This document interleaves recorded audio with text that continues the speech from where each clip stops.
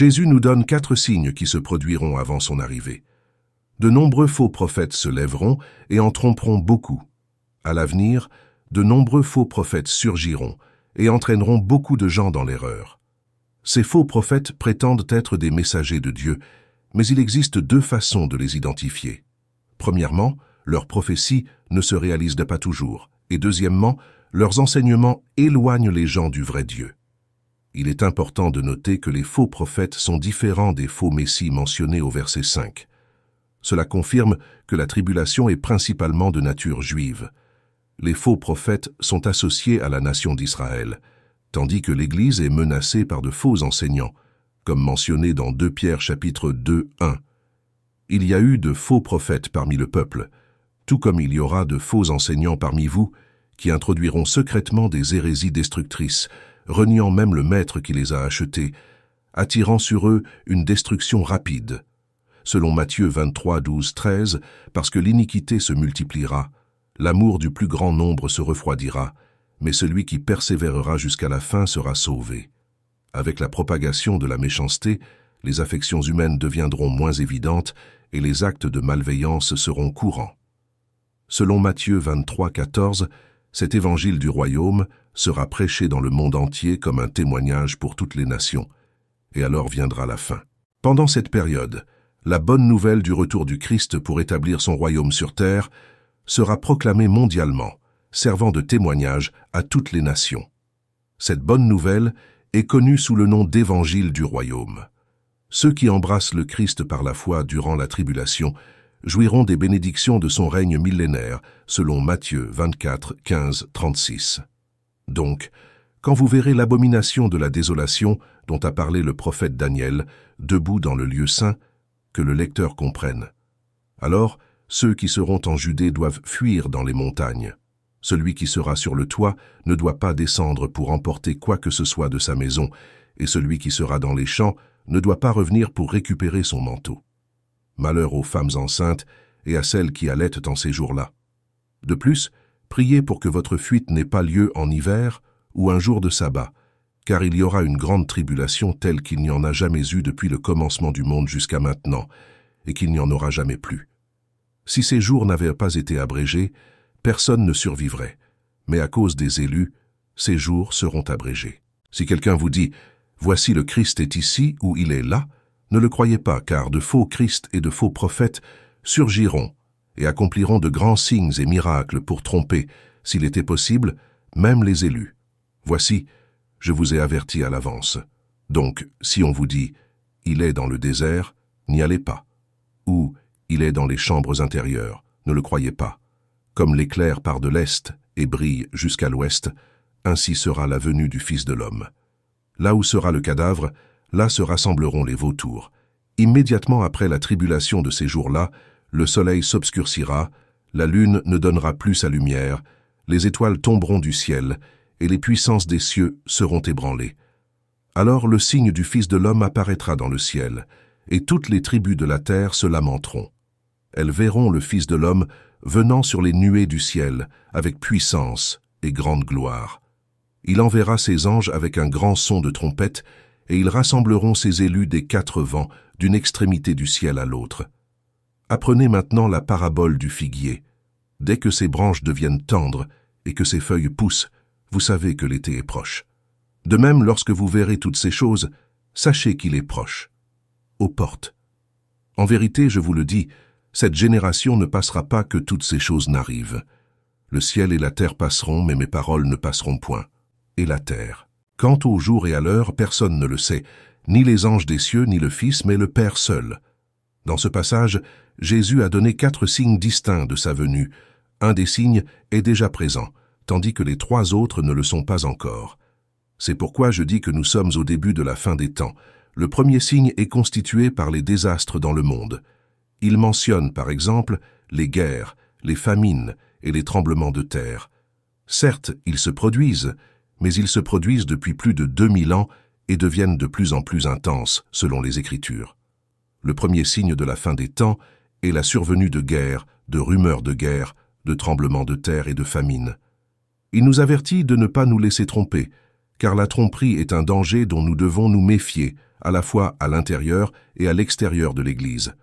Dans ce cas, il est affirmé qu'il y aura de faux Christ et de faux Messie qui profiteront des catastrophes naturelles pour se présenter comme des sauveurs.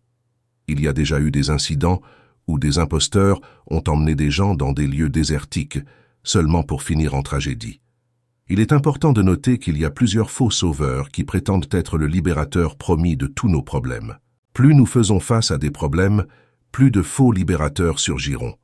Cependant, comme Jésus nous le conseille, nous ne devons pas nous alarmer ou nous inquiéter lorsque nous entendons parler de nouvelles guerres, tragédies ou famines. Il a dit quelque chose de surprenant. Ce sont des événements douloureux, mais ce ne sont pas des douleurs de mort, ce sont des douleurs de l'accouchement. Quand vous lisez à propos de désastres dans les médias, ce sont les douleurs qui signifient que quelque chose de nouveau est sur le point de naître. Nous devons changer complètement notre attitude. Nous savons où va le monde. Nous ne devons pas nous alarmer ou nous décourager, ni être aussi préoccupés que le monde l'est à propos de ces choses. Les désastres dans le monde sont les douleurs de l'accouchement d'un nouveau monde qui est sur le point de naître. Par conséquent, nous sommes très différents. Nous avons de la sympathie pour ceux qui souffrent des désastres et espérons l'exprimer par l'aide. Mais dans nos cœurs, nous ne sommes pas alarmés, nous sommes pleins d'espoir.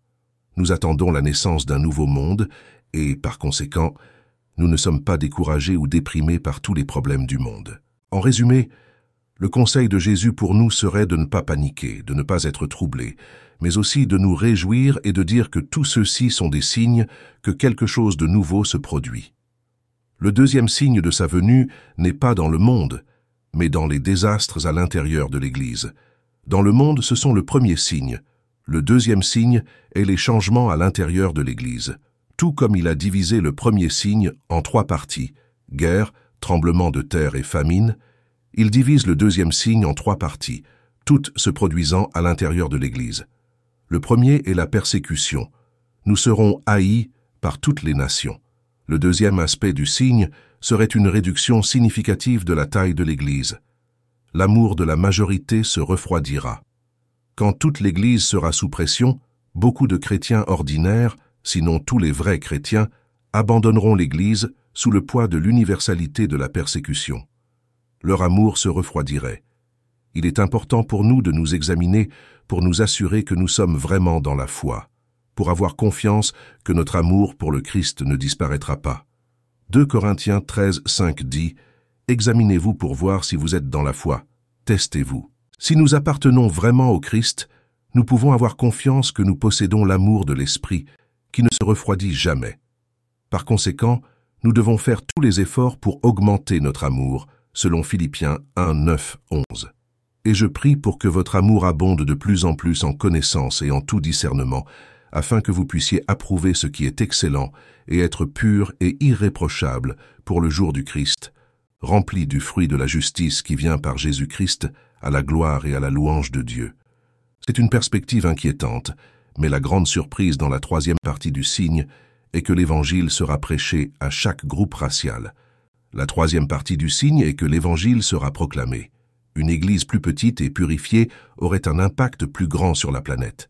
C'est exactement ce que Jésus insinue. Les faux prophètes peuvent être une source de tromperie dans tout cela. Nous sommes conscients des enseignements des faux prophètes. Quand il n'y a pas de paix, ils enseignent la paix.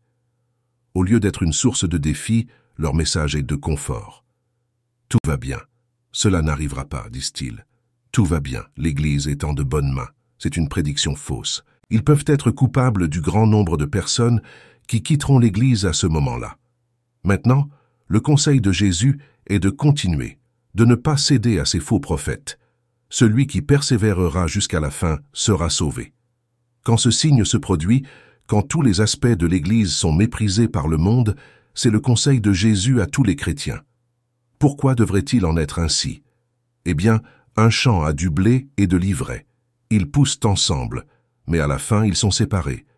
Nous devons rester fermes et être prêts pour le retour du Christ, en gardant notre amour vivant et croissant au milieu de toutes les tribulations et les tromperies qui pourraient surgir. Chers amis, en temps de tribulation et d'incertitude, il est naturel de ressentir de la peur et de l'anxiété. Mais rappelez-vous les paroles de Jésus qui nous avertit de ne pas nous alarmer. Les difficultés que nous rencontrons sont des signes d'un nouveau commencement, comme les douleurs de l'accouchement qui précèdent la naissance d'une nouvelle vie. Ces défis, aussi douloureux soient-ils, ne sont pas la fin, mais le début de quelque chose de grandiose.